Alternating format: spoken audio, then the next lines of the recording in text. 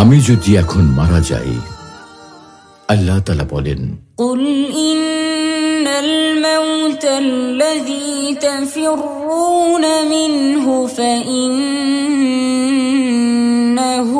মুলাকীকুম সুম্মা তুরাদ্দুনা ইলা আলিমিল গায়বি ওয়াশ-শাহাদাতি ফায়ুনাব্বিউকুম বিমা কুনতুম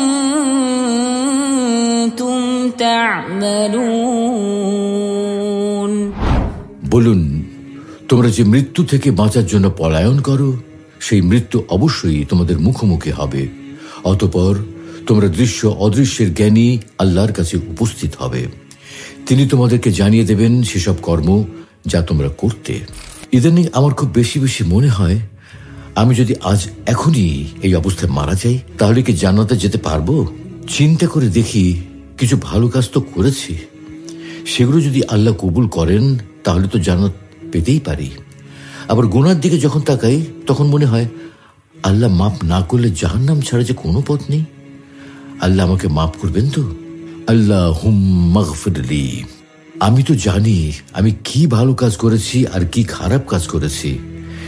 নিজেরটা তো সবাই জানে, তারপরও অন্যেরটা নিয়ে ব্যস্ত থাকে সবাই। মাঝে মাঝে ভাবি, আমি যে গুনাহগুলো করেছি তা তো নিশ্চিত পাপ ছিল। এই পাপগুলো তো লেখা হয়েছে। অবশ্য সেই পাপগুলো থেকে তো তওবা ইস্তেগফারও করতে থাকবো। কিন্তু আমার করা তওবা ইস্তেগফার কি আল্লাহ কবুল করেছেন? এর কি কোনো নিশ্চয়তা আছে? নাই। তাহলে কিসের আশায় নির্ভয় আছি? অবশ্যই নির্ভয় থাকার সুযোগ না থাকলেও আশায় থাকার সুযোগ শেষ হয়ে যায়নি। আল্লাহ মাফ করবেন। মাফ করার অসংখ্য উপায় তিনি আমাদের জানিয়ে দিয়েছেন। দুনিয়ায় যতগুলো পাপ আছে তার চেয়ে ক্ষমা পাওয়ার উপায় বেশি। এমনকি একটি ক্ষমা পাওয়ার উপায় দিয়ে সারা জীবনের সব গুনাহ মাফ হয়ে যেতে পারে। আবার আল্লাহ চাইলে কোনো উপায় ছাড়াই আমাকে মাফ করেও দিতে পারেন। তাই ভেবে আশাবাদী হই। আরেকটা ভাবনা খুব ভাবি, আমি মারা যাওয়ার পর পৃথিবীর মানুষ আমাকে কি মনে রাখবে? রাখলে কিভাবে রাখবে? আমি তো সমাজে ভালো মানুষ হিসেবে পরিচিত। মানুষের চোখের সামনে তো কোনো খারাপ কাজ করছি না। খারাপ যা করি সে সম্পর্কে সবচেয়ে ভালো জানেন আল্লাহ, আর জানি আমি, আর জানে যার বা যাদের সাথে খারাপ কাজ করেছি সে বা তারা। তাহলে মানুষ তো আমাকে ভালো হিসেবেই মনে রাখবে বলে আশা করতে পারি। মানুষ কি আমার জন্য দোয়া করবে? অনেক মানুষকেই মানুষ মনে রাখে, কিন্তু সবাই তো সবার দোয়া পায় না। আমি মারা যাওয়ার পর যদি মানুষের দোয়া না পাই, তাহলে কি করলাম এই জীবনে? মানুষের দোয়া পাবো তো? ইদানিং যাই করি তাতেই রিয়ার ভয় লাগে। রিয়ার ভয়ে অনেক ভালো কাজ করতে গিয়েও করা হয় না। জানি এটাও এক ধরনের ধোঁকা, কিন্তু শেষ পর্যন্ত মাঝে মাঝে ধোঁকাতেই পড়ে যাই। তবুও ভয়, আশা আর ভালোবাসা মিলে কিছু করে যাই। দান করতে গেলেই মনে হয় কেউ যেন দেখছে। ভালো কথা বলতে গেলেই মনে হয় শ্রোতার মনোরঞ্জনকে আল্লাহ সন্তুষ্টির চেয়ে বেশি প্রাধান্য দিচ্ছি। কোন এক সালাফ বলেছিলেন, তুমি যখন মানুষের সামনে কথা বলবে তখন যদি অনুভব করো যে তোমার মধ্যে আত্মতৃপ্তি চলে এসেছে, তখন তুমি চুপ হয়ে যাবে। আবার যখন তোমার কাছে চুপ হয়ে যাওয়াটা আত্মতৃপ্তি নিয়ে আসবে, মনে হবে চুপ থেকে তুমি বুজুর্গ হয়ে গেছো, তখন আবার কথা বলা শুরু করবে। সালাফদের ইখলাসের কাহিনীগুলো যখন পড়ি তখন মনে হয় আমরা ইখলাসের ধারে কাছেও নেই।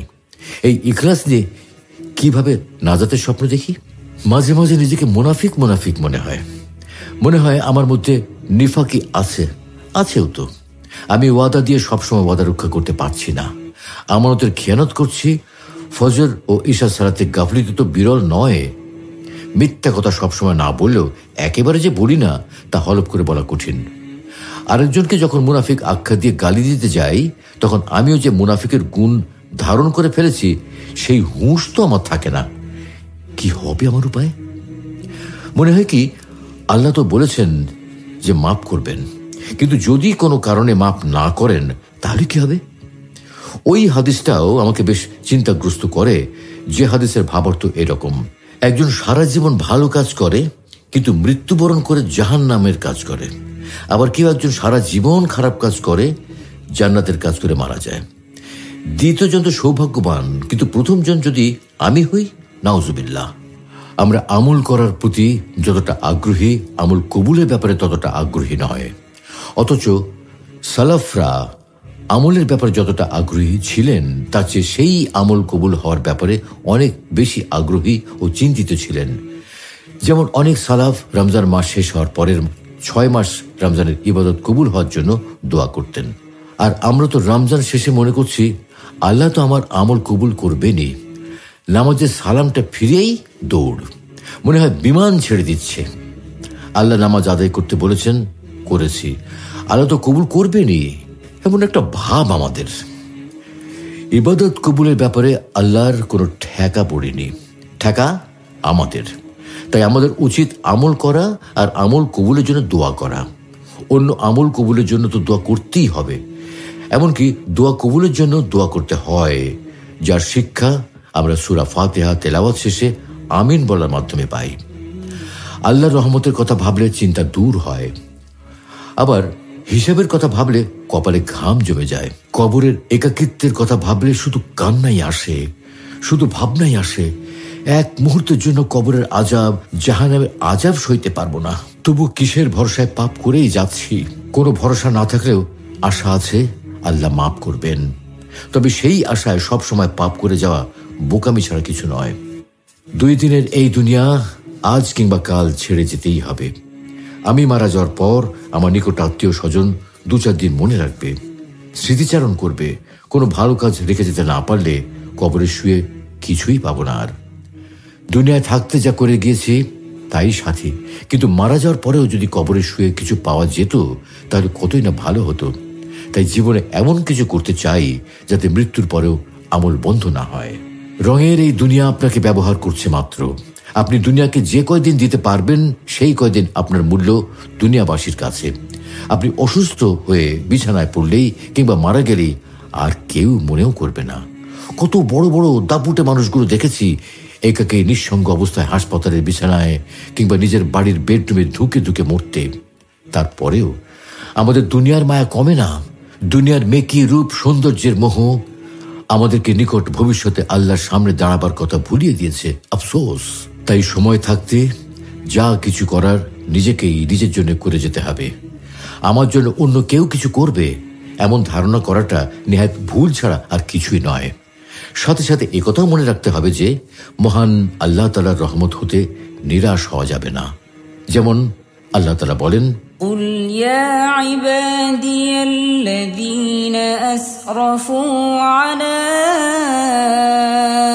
أنفسهم لا تقنطوا من رحمة الله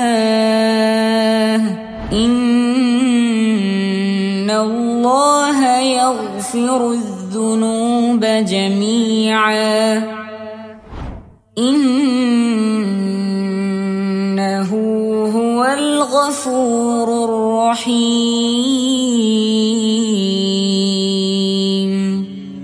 বলুন, হে আমার বান্দাগণ, যারা নিজেদের উপর জুলুম করেছো, তোমরা আল্লাহর রহমত থেকে নিরাশ হইও না। নিশ্চয়ই আল্লাহ তোমাদের সমস্ত গুনাহ মাফ করে দেবেন।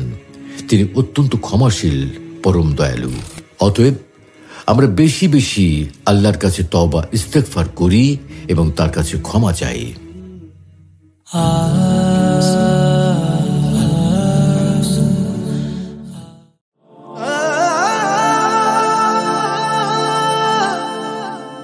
আমি যদি এখন মারা যাই, আল্লাহ তাআলা বলেন, قل إن الموت الذي تفرون منه فإنه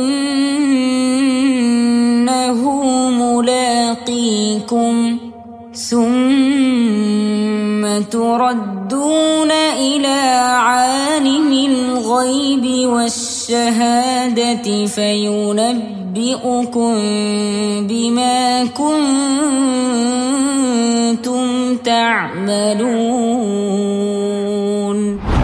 বলুন, তোমরা যে মৃত্যু থেকে বাঁচার জন্য পলায়ন করো, সেই মৃত্যু অবশ্যই তোমাদের মুখোমুখি হবে। অতঃপর তোমরা দৃশ্য অদৃশ্যের জ্ঞানী আল্লাহর কাছে উপস্থিত হবে। তিনি তোমাদেরকে জানিয়ে দেবেন সেসব কর্ম যা তোমরা করতে। ইদানিং আমার খুব বেশি বেশি মনে হয় আমি যদি আজ এখনই এই অবস্থায় মারা যাই, তাহলে কি জান্নাতে যেতে পারবো? চিন্তা করে দেখি, কিছু ভালো কাজ তো করেছি, সেগুলো যদি আল্লাহ কবুল করেন তাহলে তো জান্নাত পেতেই পারি। আবার গুনার দিকে যখন তাকাই, তখন মনে হয় আল্লাহ মাফ না করলে জাহান্নাম ছাড়া যে কোনো পথ নেই। আল্লাহ আমাকে মাফ করবেন তো? আল্লাহুম্মা গফিরলি। আমি তো জানি আমি কি ভালো কাজ করেছি আর কি খারাপ কাজ করেছি। নিজেরটা তো সবাই জানে, তারপরও অন্যেরটা নিয়ে ব্যস্ত থাকে সবাই। মাঝে মাঝে ভাবি, আমি যে গুনাহগুলো করেছি তা তো নিশ্চিত পাপ ছিল। এই পাপগুলো তো লেখা হয়েছে। অবশ্য সেই পাপগুলো থেকে তো তওবা ইস্তেগফারও করতে থাকবো। কিন্তু আমার করা তওবা ইস্তেগফার কি আল্লাহ কবুল করেছেন? এর কি কোনো নিশ্চয়তা আছে? নাই। তাহলে কিসের আশায় নির্ভয় আছি? অবশ্যই নির্ভয় থাকার সুযোগ না থাকলেও আশায় থাকার সুযোগ শেষ হয়ে যায়নি। আল্লাহ মাফ করবেন। মাফ করার অসংখ্য উপায় তিনি আমাদের জানিয়ে দিয়েছেন। দুনিয়ায় যতগুলো পাপ আছে তার চেয়ে ক্ষমা পাওয়ার উপায় বেশি। এমনকি একটি ক্ষমা পাওয়ার উপায় দিয়ে সারা জীবনের সব গুনাহ মাফ হয়ে যেতে পারে। আবার আল্লাহ চাইলে কোনো উপায় ছাড়াই আমাকে মাফ করেও দিতে পারেন। তাই ভেবে আশাবাদী হই। আরেকটা ভাবনা খুব ভাবি, আমি মারা যাওয়ার পর পৃথিবীর মানুষ আমাকে কি মনে রাখবে? রাখলে কিভাবে রাখবে? আমি তো সমাজে ভালো মানুষ হিসেবে পরিচিত। মানুষের চোখের সামনে তো কোনো খারাপ কাজ করছি না। খারাপ যা করি সে সম্পর্কে সবচেয়ে ভালো জানেন আল্লাহ, আর জানি আমি, আর জানে যার বা যাদের সাথে খারাপ কাজ করেছি সে বা তারা। তাহলে মানুষ তো আমাকে ভালো হিসেবেই মনে রাখবে বলে আশা করতে পারি। মানুষ কি আমার জন্য দোয়া করবে? অনেক মানুষকেই মানুষ মনে রাখে, কিন্তু সবাই তো সবার দোয়া পায় না। আমি মারা যাওয়ার পর যদি মানুষের দোয়া না পাই, তাহলে কি করলাম এই জীবনে? মানুষের দোয়া পাবো তো? ইদানিং যাই করি তাতে রিয়ার ভয় লাগে। রিয়ার ভয়ে অনেক ভালো কাজ করতে গিয়েও করা হয় না। জানি এটাও এক ধরনের ধোঁকা, কিন্তু শেষ পর্যন্ত মাঝে মাঝে ধোঁকাতেই পড়ে যাই। তবুও ভয়, আশা আর ভালোবাসা মিলে কিছু করে যাই। দান করতে গেলেই মনে হয় কেউ যেন দেখছে। ভালো কথা বলতে গেলেই মনে হয় শ্রোতার মনোরঞ্জনকে আল্লাহ সন্তুষ্টির চেয়ে বেশি প্রাধান্য দিচ্ছি। কোন এক সালাফ বলেছিলেন, তুমি যখন মানুষের সামনে কথা বলবে তখন যদি অনুভব করো যে তোমার মধ্যে আত্মতৃপ্তি চলে এসেছে, তখন তুমি চুপ হয়ে যাবে। আবার যখন তোমার কাছে চুপ হয়ে যাওয়াটা আত্মতৃপ্তি নিয়ে আসবে, মনে হবে চুপ থেকে তুমি বুজুর্গ হয়ে গেছো, তখন আবার কথা বলা শুরু করবে। সালাফদের ইখলাসের কাহিনীগুলো যখন পড়ি তখন মনে হয় আমরা ইখলাসের ধারে কাছেও নেই। এই ইখলাস নিয়ে কিভাবে নাজাতের স্বপ্ন দেখি। মাঝে মাঝে নিজেকে মুনাফিক মনে হয় আমার মধ্যে নিফাকি আছেও তো। আমি ওয়াদা দিয়ে সবসময় ওয়াদা রক্ষা করতে পারছি না। আমানতের খেয়ানত করছি। ফজর ও ঈশা সালাতে গাফলিত তো বিরল নয়। মিথ্যা কথা সবসময় না বললেও একেবারে যে বলি না তা হলফ করে বলা কঠিন। আরেকজনকে যখন মুনাফিক আখ্যা দিয়ে গালি দিতে যাই, তখন আমিও যে মুনাফিকের গুণ ধারণ করে ফেলেছি সেই হুঁশ তো আমার থাকে না। কি হবে আমার উপায়? মনে হয় কি, আল্লাহ তো বলেছেন যে মাফ করবেন, কিন্তু যদি কোনো কারণে মাফ না করেন তাহলে কি হবে? ওই হাদিসটাও আমাকে বেশ চিন্তাগ্রস্ত করে। যে হাদিসের ভাবার্থ এরকম, একজন সারা জীবন ভালো কাজ করে কিন্তু মৃত্যুবরণ করে জাহান্নামের কাজ করে। আবার কেউ একজন সারা জীবন খারাপ কাজ করে জান্নাতের কাজ করে মারা যায়। দ্বিতীয়জন তো সৌভাগ্যবান, কিন্তু প্রথমজন যদি আমি হই, নাউজুবিল্লাহ। আমরা আমল করার প্রতি যতটা আগ্রহী, আমল কবুলের ব্যাপারে ততটা আগ্রহী নয়। অথচ সালাফরা আমলের ব্যাপারে যতটা আগ্রহী ছিলেন তার চেয়ে সেই আমল কবুল হওয়ার ব্যাপারে অনেক বেশি আগ্রহী ও চিন্তিত ছিলেন। যেমন অনেক সালাফ রমজান মাস শেষ হওয়ার পরের 6 মাস রমজানের ইবাদত কবুল হওয়ার জন্য দোয়া করতেন। আর আমরা তো রমজান শেষে মনে করছি আল্লাহ তো আমার আমল কবুল করবেনই। নামাজের সালামটা ফিরেই দৌড়, মনে হয় বিমান ছেড়ে দিচ্ছে। আল্লাহ নামাজ আদায় করতে বলেছেন, করেছি, আল্লাহ তো কবুল করবেনই, এমন একটা ভাব আমাদের। ইবাদত কবুলের ব্যাপারে আল্লাহর কোনো ঠেকা পড়েনি, ঠেকা আমাদের। তাই আমাদের উচিত আমল করা আর আমল কবুলের জন্য দোয়া করা। অন্য আমল কবুলের জন্য তো দোয়া করতেই হবে।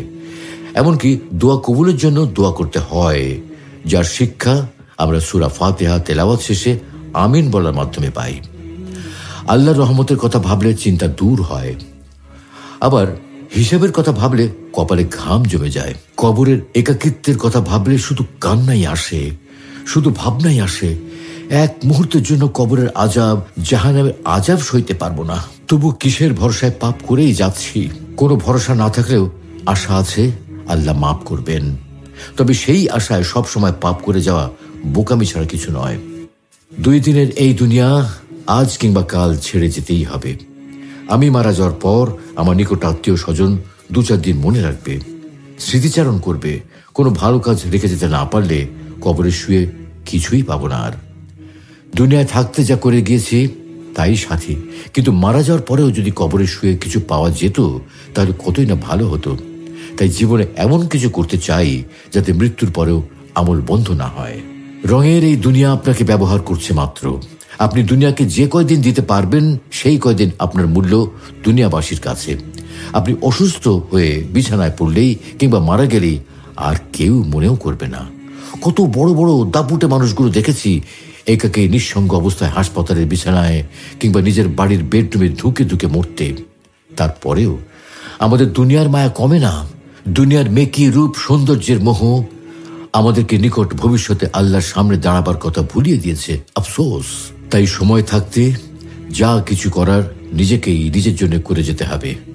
আমার জন্য অন্য কেউ কিছু করবে এমন ধারণা করাটা নেহাত ভুল ছাড়া আর কিছুই নয়। সাথে সাথে একথাও মনে রাখতে হবে যে মহান আল্লাহ তাআলার রহমত হতে নিরাশ হওয়া যাবে না। যেমন আল্লাহ তাআলা বলেন, قل يا عبادي الذين أسرفوا على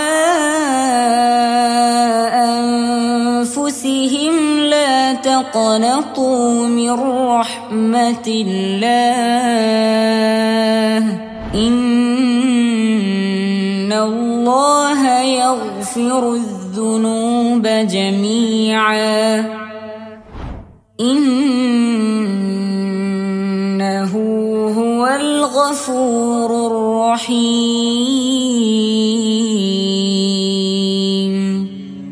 বলুন, হে আমার বান্দাগণ, যারা নিজেদের উপর জুলুম করেছ, তোমরা আল্লাহর রহমত থেকে নিরাশ হইও না। নিশ্চয়ই আল্লাহ তোমাদের সমস্ত গুনাহ মাফ করে দেবেন। তিনি অত্যন্ত ক্ষমাশীল, পরম দয়ালু। অতএব আমরা বেশি বেশি আল্লাহর কাছে তওবা ইস্তেগফার করি এবং তার কাছে ক্ষমা চাই।